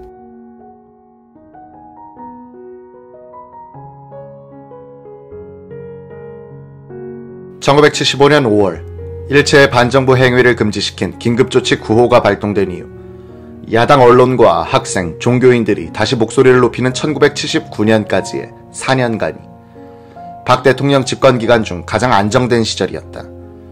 이 기간에 중화학공업 건설을 핵심으로 하는 한국의 경제 발전이 비약적으로 이루어졌다. 박 대통령을 즐겁게 만든 것은 새마을 운동이었고 괴롭힌 것은 한미관계의 악화였다. 이 4년간은 정치의 침묵시대이자 경제개발과 관련된 행정의 전성시대였다. 이 시기 박 대통령은 총리, 비서실장, 정보부장 세 사람을 중심으로 국정을 이끌었다. 총리에게는 국내의 시국 사건과 행정의 조정, 비서실장에게는 경제 조정, 정보부장에게는 정치 조정을 맡기고 자신은 국방 외교를 중심으로 한 안보를 직접 챙겼다. 박 대통령은 공화당과 유정회를 정보부의 아래 기관 정도로 인식했다. 1971년에 임명되어 1975년 12월에 사임할 때까지의 4년 반 동안 김종필 국무총리의 역할이 매우 컸다. 김 총리는 1973년 12월 이유락 정보부장이 물러나고 신직수 씨가 후임으로 임명된 이후에는 제2인자에 가해지는 질시와 견제로부터 해방되어 강력한 지도력을 발휘할 수 있었다. 반정부 시위 등 시국 사건에 대한 대책회의를 정기적으로 주재한 것도 김 총리였다. 다른 총리였다면 정보부장이 고분고분 따르지 않았을 터인데 신직수 부장은 오래전부터 김 총리와 가까웠다. 이 대책회의에는 대통령 비서실장과 정보부장도 참석했고 김 총리가 결론을 내렸다. 김정념 씨는 김 총리는 민주적으로 의견을 개진케 하고 단호하게 결론을 내렸다. 자신만만한 일처리가 참으로 인상적이었다고 말했다. 김정념은 1969년 비서실장으로 취임할 때부터 경제 문제에 대해서는 박 대통령으로부터 거의 전권을 위임받았다. 형식상으로는 경제기획원 장관 겸 부총리가 경제팀의 팀장이었으나 부총리와 경제장관들을 이끌고 조정해 간 것은 김정념 씨였다. 그는 권한을 강제적으로 행사하기보다는 조정하고 유도하는 방향으로 사용했다. 저는 장관들이 기분 나쁘지 않게 일하도록 하는데 신경을 썼습니다. 박 대통령에게는 장관들이 잘하는 것을 꼭 보고하여 그 장관들을 칭찬하도록 했습니다. 장관들도 내가 그들을 돕는 사람이지 방해하는 사람이 아니라고 믿어주었기 때문에 협조했습니다. 관련 부처의 의견이 다를 때 제가 조정하는 역할을 했습니다. 물론 중대 사안은 박 대통령에게 보고하여 최종 승인을 받았습니다. 박 대통령은 경제에 관해서는 저에게 많은 권한을 위임해 주셨지만 직접 챙기시는 방법이 있었습니다. 박 대통령은 매월 열리는 월간 경제동향 보고회와 수출진흥 확대회의, 그리고 분기별로 한 번씩 열리는 심사분석보고회의와 방위산업진흥회의를 주재했고 수시로 개발 현장을 찾아 확인했습니다. 연두의 각 부처 및 지방순시도 현장 확인의 한 방법이었습니다. 박 대통령은 경제개발이란 교양학의 지휘자였고 지휘봉은 헬리콥터였다는 말도 있듯이 헬기를 많이 이용했다. 박 대통령 전용 헬기의 부조종사로 일했던 한 공군 장교 출신은 이렇게 말했다. 그분의 자리엔 항상 지도와 쌍안경이 있었습니다. 쌍안경으로 내려보다가 공사 현장이나 개발 현장이 나타나면 수행자들에게 설명을 해주고 모르면 묻기도 했습니다. 앞자리에 있는 두 조종사는 박 대통령이 물을 경우에 대비하여 공부를 해두지만 그래도 모를 때는 해당 부서에 전화를 걸어 사실을 확인한 뒤 보고하기도 했습니다. 헬리콥터에 타면 흔들리는 리듬으로 해서 졸리게 됩니다. 대통령을 수행한 장관들은 꾸벅꾸벅 졸고 가끔은 조종사도 졸음이 와서 멍이 들 정도로 허벅지를 꼬집습니다.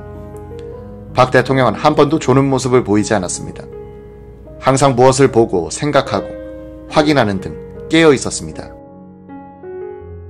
박 대통령은 자동차나 집무실에서도 토막잠이나 낮잠을 자지 않았다고 한다. 측근들에게 그는 늘 깨어 있었던 사람, 늘 사색하는 초인이었다. 박 대통령은 조직 운영의 귀재라는 평을 받고 있다. 복잡하고 긴박한 사건들이 연속해서 터지는 가운데서도 박 대통령은 좀처럼 당황한다거나 낭패한 모습을 보이지 않았다. 유비무환이란 말은 국정지표이기도 했지만 그의 생활 철학이기도 했다. 그는 앞을 내다보면서 만약의 사태에 늘 대비했다.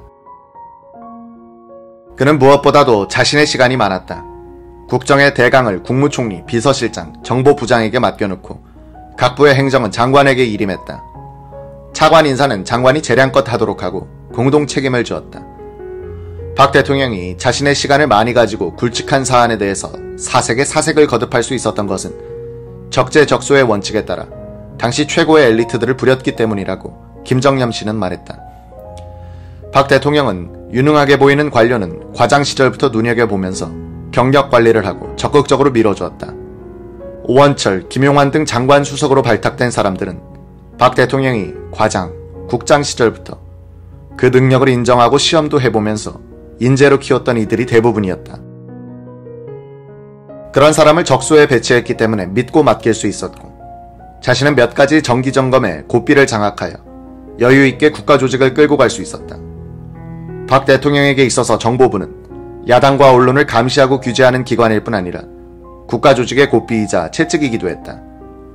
정보부는 대통령의 시각에서 국가적 관점에서 사안을 판단할 수 있었기 때문에 부처 이기주의에 함몰된 행정관료들이 놓치기 쉬운 국정의 문제점을 발견하여 이를 시정하도록 조정하곤 했다.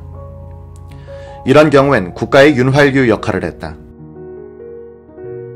낡은 청와대 본관 2층의 반은 박 대통령의 숙소였고 나머지 반은 비서실장 사무실이었다.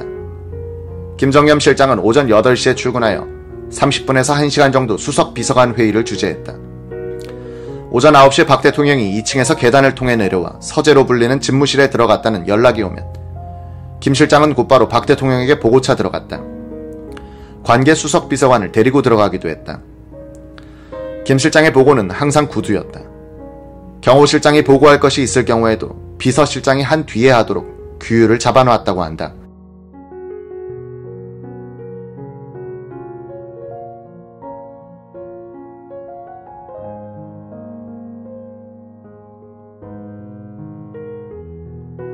이런 질서는 김 실장이 그만두고 김계원 씨가 실장이 된 뒤로는 문란해졌고 이것이 11.6 사건의 한 원인이 됐다. 박 대통령은 읽고 난 정보 보고서 가운데 주요 인사의 부정부패나 스캔들과 관련된 정보철만 뜯어내 보관한 뒤 나머지 보고서를 비서실장에게 주어 관련 부처에 통보하도록 했다. 한 번은 차지철 경호실장이 집에 에스컬레이터를 설치했다는 정보가 박 대통령에게 보고됐다.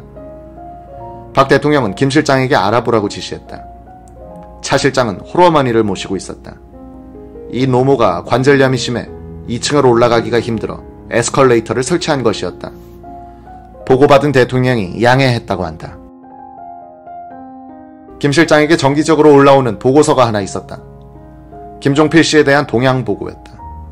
민정수석 비서관이 어떻게 수집했는지 소스를 밝히지 않은 채 주로 JP에 대한 나쁜 정보 보고서를 박 대통령에게 올리는 것이었다.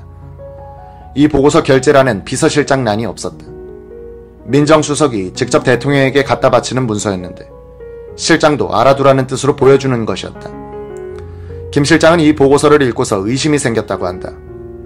보고서는 김종필 씨 바로 옆에서 그의 일거수일투족을 지켜본 사람이 쓴 것 같았다. 영화를 보고 해설하는 식의 보고서인데 그 진위를 확인할 방법이 없는 듯했다. 주로 김종필 씨가 박 대통령의 후계를 노리고 있고 그 주변에 이를 부추기는 인물들이 많다는 내용이었다. 이런 보고서를 박 대통령이 계속해서 받아보면 JP를 나쁘게 보지 않을 수 없을 것 같았다. 김 실장은 이 JP 동향 보고를 중단시켰다. 박 대통령도 왜 보고가 올라오지 않느냐고 재촉하지 않았다. 1975년 말 박 대통령 주치의와 김종필 총리 주치의가 같이 김 실장을 찾아왔다. 두 사람은 심각한 표정을 지으면서 건의했다. 그 요지는 김 총리에게 신경마비 증세가 생겼는데 절대적인 요양이 필요하고 만약 무리하면 목숨이 위태롭다는 것이었다. 김 실장은 즉시 박 대통령에게 보고했다. 박 대통령도 매우 놀라는 것이었다.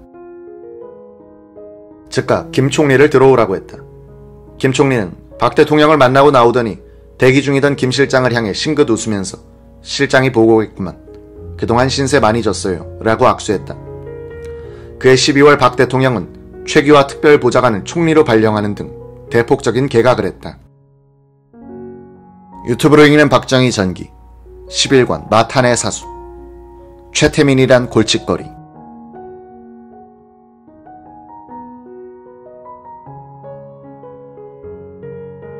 (1975년부터) 김정년 비서실장의 골칫거리가 하나 생겼다. 퍼스트레이디 역할을 하던 박근혜 씨가 구국 봉사단 총재 최태민에 대한 지원을 김 실장에게 부탁하는 것이었다. 박 씨가 모 건설업자에게 융자를 해줬으면 좋겠다는 뜻을 전해 알아보면 최태민과 관련 있는 업자였다. 김 실장은 박승규 민정수석에게 큰 영해에 대해서 오점이 생기면 안 되니 주의 깊게 관찰하라고 시킨 뒤 박 대통령에게 건의했다고 한다. 큰 영해가 필요한 돈이 있다고 하면 각하께서 저한테 얘기해 주십시오. 소리 안 나게 돈을 만들어 각하께 드리겠습니다. 박 대통령도 그렇게 하겠다고 했으나 최 씨에 대한 정보 보고가 끊이질 않았다. 수석 비서관 회의에서도 자주 거론됐다. 최 씨는 구국 봉사단을 이끌고 새마을 사업의 하나로서 새마음 갖기 운동을 한다고 했기 때문에 새마을 담당 장관이던 김치열 장관도 최 씨를 지원했다. 최태민이란 이름이 언론에 처음 등장한 것은 1975년 12월 31일자 조선일보다. 1975년 송년 소감을 밝히는 날에 그는 대한구국선교단의 총재로서 이런 글을 썼다. 인지사태를 계기로 더욱 절실해진 국방력 강화를 위해 우리 기독교인들이 생명을 바칠 각오로 구국 십자군을 창설한 것, 이와 더불어 기독교인들이 더욱 단합하게 된 것, 그리고 가난한 이들을 위한 봉사의 한 방법으로 야간 무료 진료센터를 개설한 것들이 뜻깊은 일이다. 1976년 9월 22일 박근혜 씨는 구국 여성봉사단의 수원 화성지부 결성대회에 참석하여 격려사를 했다. 수원시민회관에서 열린 이 대회에는 조병규 경기도지사 등 지방유지와 봉사단은 2,500명이 참석했다. 대통령 영해의 지원을 받는 이 단체가 준관변단체처럼 움직이기 시작했다는 증거다. 그때 최태민 씨를 조사했던 한 경찰고위 간부는 박근혜, 최태민 두 사람의 인연을 이렇게 설명했다. 최태민은 1975년 1월쯤 박근혜 씨 앞으로 편지를 썼다. 어젯밤 꿈에 국모님을 뵀습니다. 국모님 말씀이 내 딸을 보살펴달라고 부탁하시는 것이었습니다. 그 내양의 비서실에서 이 편지를 넣어줬다. 박근혜는 편지를 다 읽고는 최 씨에게 연락을 취했다. 그때 나이 70을 바라보던 최태민은 늙은 아내와 장성한 여러 자녀를 두고 있었는데도 얼굴의 피부가 팽팽한 동안이었다. 몸집은 작으면서도 다부져 보였다. 박근혜 씨가 최초의 사회활동을 하게 된 계기는 최태민의 권고에 의해서였다. 1975년 2월 박근혜 씨는 나에게 최태민에 대해 알아봐달라고 부탁했다.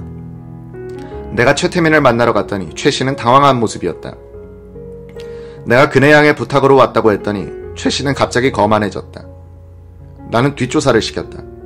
최 씨가 자유당 시절에 경찰관을 지냈다는 것, 정규 과정을 밟은 목사가 아니라는 사실 등이 드러났다. 나는 직접 박정희 대통령에게 이 사실을 보고했다. 박 대통령은 이 정보를 그네 양에게 알려주고 주의를 주었다. 박 대통령은 을에 그러듯 누가 그러더라는 식으로 정보의 소스를 밝혔다. 박근혜 씨는 나에게 전화를 걸어 그럴 수가 있느냐고 섭섭해했다. 나는 그 뒤로 대통령과 그네를 만날 수 없게 됐다. 최태민과 박근혜 씨의 관계가 세상에 알려진 것은 12.6 이후였다. 박 대통령을 죽인 김재규가 재판과 수사 과정에서 박 대통령과 관련된 이야기를 하면서였다. 그 요지는 이러했다. 1978년 무렵 김재규 정보부장은 구국 여성봉사단을 실질적으로 움직이는 최태민의 비행을 검사 출신인 백광현 수사국장에게 조사시켰다. 박승규 민정수석 비서관이 여러 차례 비행보고를 박 대통령에게 올렸는데도 먹혀들지 않아 그가 나섰다는 것이다. 최 씨가 여러 재벌 총수들이 구국봉사단에 기탁한 수십억 원을 변칙적으로 관리한 사실, 여성 관련 스캔들이 드러났다. 김 부장이 조사 결과를 보고하자 박 대통령은 상식적으로는 이해할 수 없는 방법으로 확인 작업을 벌였다. 옛 임금의 친국을 연상시키는 방식이었다. 박 대통령은 한쪽에 김 부장, 백 국장, 그 반대편에 박근혜를 앉히고 신문하기 시작했다. 딸은 울면서 그런 일이 없다고 했다. 판단이 서지 않았는지 박 대통령은 검찰에 또 수사를 지시했다. 검찰의 조사 결과도 김 부장의 그것과 같았다. 그러나 최태민은 구국봉사단에서 손을 떼지 않았다. 그는 명예총재로 뒤로 물러난 것 같았지만 총재가 된 박근혜에게 계속 영향을 끼쳤다. 12.6 사건 뒤 김재규는 강신옥 변호사에게 박 대통령에게 말한 내용을 털어놓았다. 카카, 일본도 보십시오. 큰 영해는 적십자사 같은 데나 관여하도록 해야지. 이런 데서는 손을 떼게 해야 합니다. 박근혜 씨는 김 부장에게 왜 남의 프라이버시 문제까지 조사하느냐고 항의했다는 것이다. 김 부장은 공정하게 조사했고 돈이 필요하면 내가 주겠다면서 제발 손을 떼도록 부탁했다고 한다. 김재규는 명예총재로 물러나서도 구국 여성봉사단에 대해 계속 영향력을 행사하고 있는 최태민에게 집요한 관심을 두었다. 1979년 5월에 최 목사가 계속해서 대통령 큰딸에게 영향력을 행사하고 있다는 보고가 들어오자 그자는 백해 무익한 놈이다. 교통사고라도 나서 죽어 없어져야 할 놈이다 라고 화를 냈다고 한다. 5.17 직후 계엄사에서는 최 씨를 붙들어가 부정사실과 축제사실을 확인했으나 박 대통령의 가족과 관련된 사안이라 덮었다는 것이다.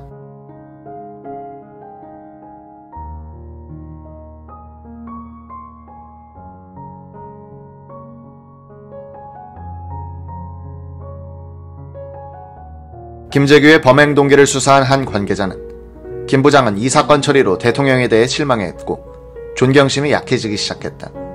이 사건이 시의 동기의 하나다라고 했다. 박근혜 씨는 지금까지 일관되게 최 씨를 전폭적으로 변호하면서 그에 대한 부정적인 정보는 음해라고 말하고 있다. 이제부터는 증거를 찾아 나서야 한다. 선우현 당시 공보비서관은 자신의 업무가 아닌데도 박근혜 씨의 일을 돕고 있었다. 그가 생전에 남긴 비망록에 이런 구절이 보인다. 1977년 9월 20일 지난 9월 12일 밤 대통령은 근혜양과 김재규 중앙정보부장 및 백광현 정보부 7국장을 배석시킨 가운데 구국봉사단 최태민의 부정부패와 뇌물수수 혐의에 대해 친국을 했다. 박 대통령은 오늘 나에게 큰 영예인 근혜양과 관련해 물의를 일으켰던 최태민 구국봉사단 총재를 거세하라는 지시를 내렸다. 박 대통령이 나에게 지시한 내용은 3가지였다. 최태민을 거세하고 향후 근혜와 청와대 주변에 얼씬도 못하게 하라. 구국봉사단 관련 단체는 모두 해체하고. 박 대통령의 지시를 받은 나는 곧 근혜양에게 가서 이 사실을 알렸다. 근혜양은 얼굴이 하얘지더니 낙담한 표정으로 눈물을 지었다. 안쓰러운 생각이 들었다. 제가 가깝게 다시 보고 드릴 테니 기다려봐요. 며칠 뒤 다시 박 대통령을 만난 자리에서 근혜양 문제를 여쭈었다. 카카, 큰 영예가 영부인이 돌아가신 뒤 퍼스트레이디 역할을 대리하고 있는데 하고 있던 단체를 모두 해체하면 영예의 체면이 깎입니다. 구국 여성봉사단만은 계속할 수 있도록 허락해 주십시오. 박 대통령은 한참 동안 생각에 잠겨 침묵을 지키더니 무겁게 입을 열었다. 자네, 최태민을 가까이 안 하게 할 수 있나? 최와 근혜를 접근시키지 않는다는 조건을 붙여서 자네에게 허락할 테니 그건 따로 의논해서 계속 일하도록 하게. 사실 지난번에 내가 특명을 내리고 나서도 그네가 엄마도 없는데 일까지 중단시켜서 가엾기도 하고 나도 마음이 아팠어. 자네가 구국 여성봉사단만을 허락해달라고 하니 나로서도 괴롭지만 어떤 의미로는 내 마음이 편안해지네. 내 뜻을 알아서 정말 잘해주기 바라네. 이제는 절대 잡음이 나지 않겠지. 내가 그간 새마음 봉사단에 관해 최태민과 관련한 보고가 올라올 때마다 가슴이 찢어지듯 아팠네. 늙음하게 애들이라도 잘 돼야 내가 마음이라도 편안하지 않겠는가. 나를 좀 도와주게.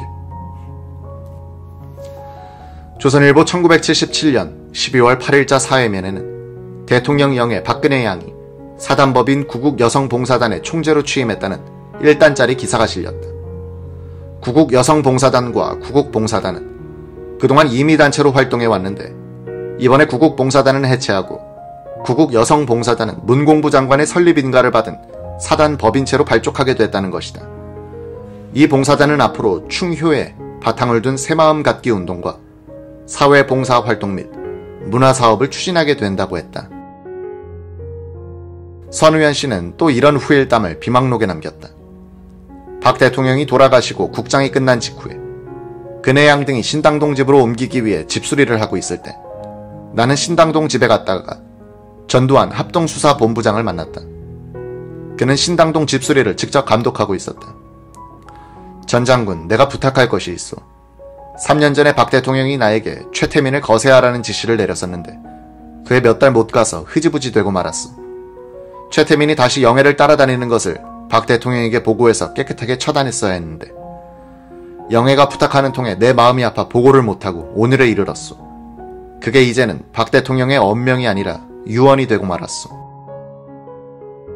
합수본부장이니 그 힘으로 최태민을 영해에게 접근 못하도록 해주시오. 방법은 전 장군이 알아서 해주시고. 그런 부탁을 하고 난 이틀 뒤에 나는 다시 전 장군을 만났다. 선우 의원, 최태민 문제는 나도 해결하지 못하겠습니다. 선우 의원 얘기를 듣고 영해에게 최태민 처리에 양해를 구하기 위해 말씀을 드렸더니 영해가 최태민은 내가 처리할 테니 나한테 맡겨달라고 부탁하더군요. 각하도 계시지 않은데 내가 어떻게 영해의 부탁을 거역하겠습니까? 여보, 영해가 최태민에게 현혹돼 그를 거세하려는 건데 그걸 영해하게 말하는 사람이 어딨소? 전 장군의 말을 들은 나는 어이가 없어서 면박을 줬다.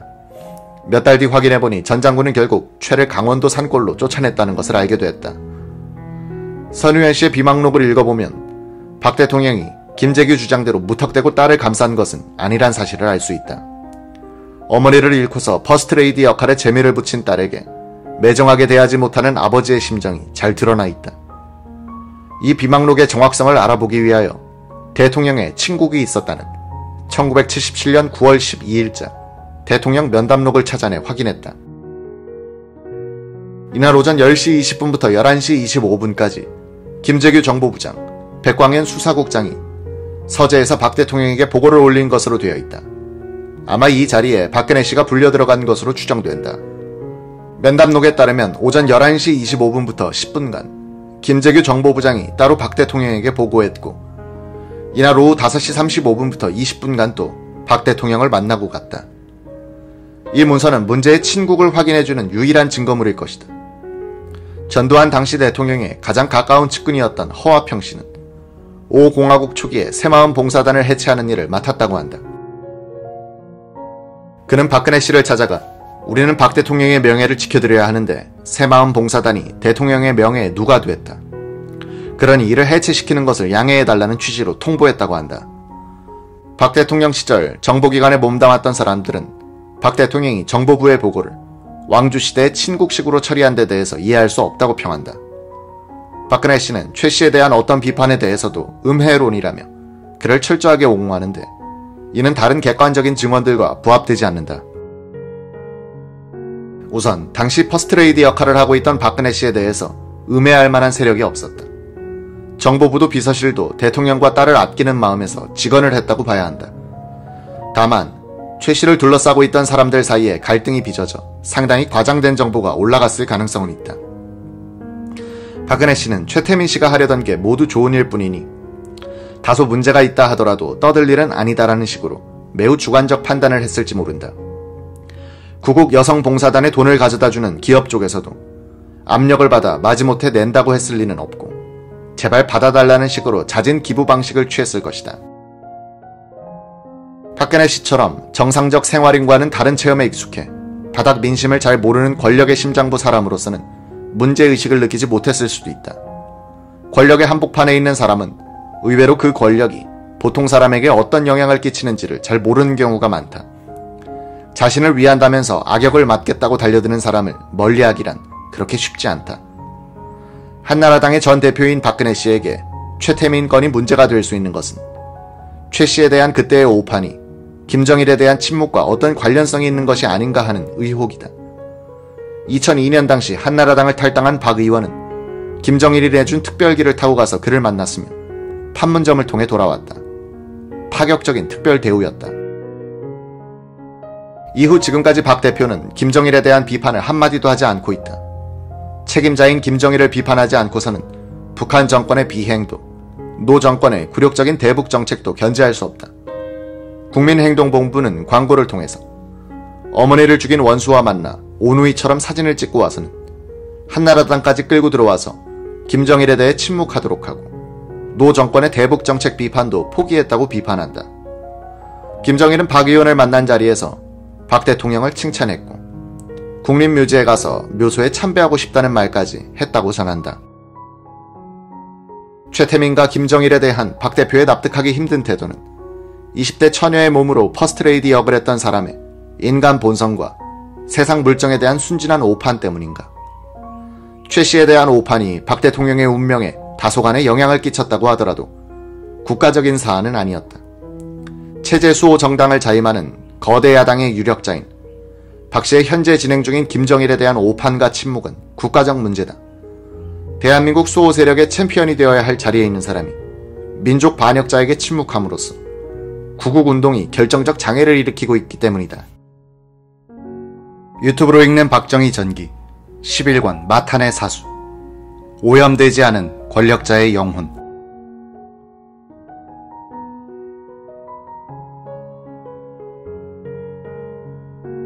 유신 조치 후 박 대통령이 여야 정치인들과 만나는 횟수가 줄어들고 정부 쪽 인사들하고만 주로 접촉한 것이 대통령의 민심 동향 파악에 지장을 주어 세상 돌아가는 것에 대한 감각이 무뎌지지 않았을까 하는 생각도 든다.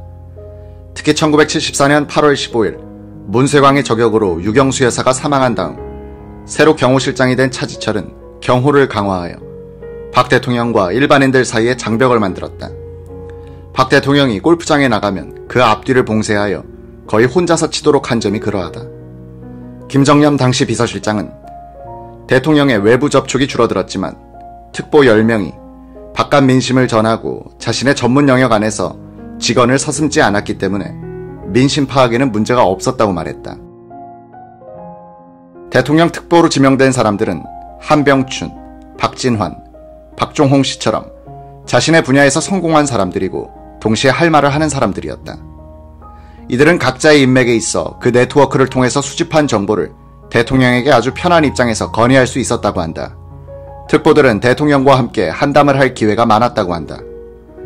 김정념 씨는 특히 한병춘 씨의 역할을 높게 평가했다.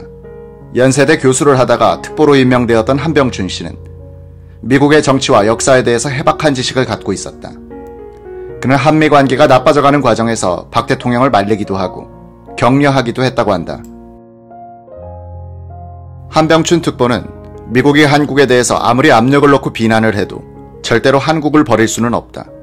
한국은 중국과 소련을 견제하는 데 꼭 필요한 미국의 불침 항모 역할을 하고 있다고 박 대통령에게 말했다. 그는 또 미국이 한국의 인권 문제를 트집 잡고 있는데 미국의 역사를 살펴보면 그럴 자격이 없다. 서부 개척 시대의 인디언들에게 한 짓, 링컨이 남북전쟁 때 영장 없이 사람들을 구속한 것, 제2차 세계대전 때 수십만 명의 일본계 미국인들을 수용소로 보낸 일들을 생각해보면 그들이 한국의 인권 문제를 거론할 자격이 있는지 의심스럽다고 말했다. 한병춘 씨는 그러나 박 대통령이 미국의 압력에 대해서 감정적으로 대응하는 것은 극구 말렸다고 한다. 한병춘 씨는 주미 한국 대사로 가서도 미국의 정치인, 언론인들을 상대로 한국의 입장을 설득하는 역할을 열심히 했다. 한병춘 씨는 미국에서 공부한 사람답지 않게 한국의 입장을 역사적 관점에서 주체적으로 설명하는 사람이었다. 법학을 전공한 그는 한국의 역사, 민속에 대해서 조예가 깊었다. 조국이 처한 현실과 전통을 이해한 바탕에서 미국식 문물을 주체적으로 흡수한 사람이란 점에서 박 대통령의 철학과 맞았다. 김정념 실장은 박 대통령의 자주정신을 논리적으로 뒷받침한 사람으로서 한병춘 씨와 철학자 박종홍 씨를 꼽았다.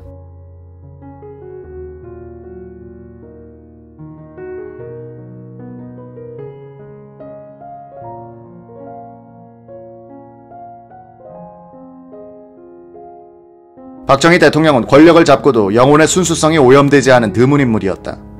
그는 집권한 뒤에도 권력과 금력을 남용하는 실력자들에 대해서는 가혹하게 대했다. 한편으로는 가난하고 소외된 사람들에 대한 애정이 식지 않았다. 이런 성향은 그의 출신과 한때 사회주의에 홀렸던 전력과도 무관하지 않을 것이다. 그는 사회주의와 결별한 뒤에도 버리지 않았던 좌파적 성향을 우파적 근대화의 동력으로 쓴 사람이었다. 박 대통령 밑에서 공화당 의장과 정책위 의장을 지낸 박준규 씨의 증언이다. 1977년도 예산안을 확정하기 위한 당정회의가 열렸을 때이다. 남덕우 부총리가 당시 공화당 정책위 의장이던 박준규에게 부탁했다. 우리가 아무리 가깝게 이야기를 드려도 소용이 없으니 박 의장께서 꼭 진언해 주십시오. 내년에 너무 많은 농가 개량을 하게 돼 있습니다. 그렇게 하면 인플레가 생깁니다. 줄였으면 좋겠다고 말씀해 주세요. 박 의장은 회의 도중 주문대로 발언했다. 박 대통령은 그건 그대로 해 라고 잘라버렸다. 회의가 끝나고 나오려는데 박 대통령이 박 의장을 불렀다. 아까 그 이야기는 공화당 생각이 아니지. 그 관료들에게 맡겨두었다가는 아무것도 안 돼. 박 의장은 농민들도 부담이 크다고 울상입니다 라고 했다. 박 대통령이 말했다. 농민들이 언제 스스로 자기들 생활을 개선하고자 나선 적이 있나요? 당장은 좀 어렵겠지만 일단 해놓으면 이익이 되는 거야. 박 대통령이 재벌을 늘 감시하면서 지나치지 못하게 하려 했다는 증거로서 박준규 씨는 이런 일화를 소개했다. 어느 날 박 대통령이 불러서 갔더니 재벌들이 문화재단을 만들어 돈을 많이 빼돌리고 탈세를 하는데 그것 규제 좀 하지 라고 해요. 그건 정부 입법으로 하시죠 라고 대답했더니 박 의장이 유정회 구태회 정책위 의장하고 상의해서 법안을 만들어라고 하는 거예요. 나는 종고모의 남편이 이병철 회장이고 구 의장은 금성그룹 집안 아닙니까? 그런 사람들을 시켜 재벌 규제 법안을 만들게 한 박 대통령은 무서운 분입니다. 종고모가 호암문화재단에 들어가 있는 집에서 살고 있었는데 법이 통과된 이후 그 집을 문화재단에 넘겨주고 나왔어요. 하나밖에 없는 종고모를 못 살게 하려고 준규가 집까지 빼서 내쫓았다고 원망을 많이 했어요. 박 대통령은 재벌이 너무 비대해진다고 걱정하는 사람들에겐 이렇게 말했다. 알아. 그래도 경제 발전에는 이게 가장 빠른 길이야. 이렇게 어느 정도 가고 그때 가서 재벌을 규제하자. 내가 재벌들을 속속들이 다 알아. 내가 거기 안 넘어가 갈 거야. 걱정하지 마. 박 대통령은 월간 경제동향 보고회의가 끝나면 꼭 표창받은 새마을 지도자 및 모범 근로자들과 식사를 함께하면서 실무적인 대화를 나눴다. 1975년 5월 8일 경제기획원에서 있었던 대화를 소개한다. 박 대통령, 국제화학 양정무 사장에게 요즘 수출이 어떻습니까? 양 사장, 어렵습니다. 조금씩 나아지고 있습니다. 박 대통령, 조업 단축은 안 하시오. 양 사장, 직공이 많아 오더가 없으면 운영이 곤란합니다. 그러나 조업 단축은 하지 않고 있습니다. 박 대통령, 손해볼 때는 적자를 내더라도 조업 단축을 하지 말고 열심히 일해야 합니다. 그래야만 이 다음 경기가 좋아진 뒤에도 종업원이 열심히 일할 게 아니겠습니까? 양 사장, 김 여사 같은 장기근속 사원에겐 아파트 같은 것이나 마련해 주시오. 지금 셋집에서 산다는데 나하고 양 사장하고 반반씩 부담하여 아파트 한 칸 사줍시다. 양 사장, 그렇게 하겠습니다. 박 대통령, 사업가들이 요즘 공산주의자들이 쳐들어온다고 동요하지 않나요? 양 사장, 그렇지 않습니다. 박 대통령, 우리는 폭탄이 떨어질 땐 잠시 피했다가 다시 공장에 들어가 생산하는 정신으로 일해야 합니다. 박 대통령이 이들과 나눈 대화록을 읽어보면 수치가 많이 들어간 실무적 이야기가 주다. 대통령이 관념적인 헛소리가 일절 생략된 생활과 밀착된 대화를 서민들과 나눌 수 있었다는 것은 지식인들이 본 것과 전혀 다른 모습의 유신시대가 존재했음을 의미한다. 1975년 10월 6일 월간 경제동향 보고회 직후의 대화다. 박 대통령, 대한전선 공장기술부 김공씨에게 김공씨는 월 소득이 얼마나 됩니까? 김공, 11만 7천 원입니다.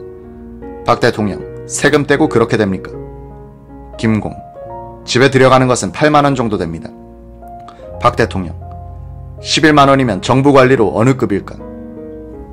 김용환 재무장관, 국장급의 이갑 3호봉을 기준으로 할 때 11만 700원입니다. 박 대통령, 완도군 새마을 지도자 전재진 씨에게 가족은 얼마나 되며 섬에서 생활하는데 생활비가 얼마 듭니까? 전재진. 식비, 부식비 빼고 6식구가 3만원 듭니다. 박 대통령. 전 지도자의 연간 소득은 얼마입니까? 전재진. 200만원 정도입니다. 박 대통령. 완도 군수에게. 완도군의 소득이 100만원 넘는 부락이 몇 개며 140만원은 언제 넘어서겠소? 군수. 100만원 넘는 부락은 4개이고 자립마을은 1978년에, 기초마을은 1981년에 가면 140만원이 넘겠습니다. 박 대통령은 한 농민으로부터 이런 말을 들었을 때 가장 기뻤을 것이다. 지금 농촌은 옛날과 많이 달라졌습니다. 옛날에는 100원 있으면 100원을 보태서 200원을 쓰려고 했는데 요즘은 50원이 있으면 50원을 더 벌어서 100원을 만들려고 합니다.